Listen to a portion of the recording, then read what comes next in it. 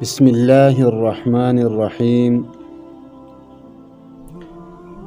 حضرت حذیفہ بن یمان رضی اللہ تعالی عنہ سے روایت ہے، فرماتے ہیں رسول اللہ صلی اللہ علیہ وسلم نے فرمایا، قیامت قائم نہیں ہوگی یہاں تک کہ دنیا میں کمینہ بیٹا کمینے کاموں میں سب سے بہتر ہوگا۔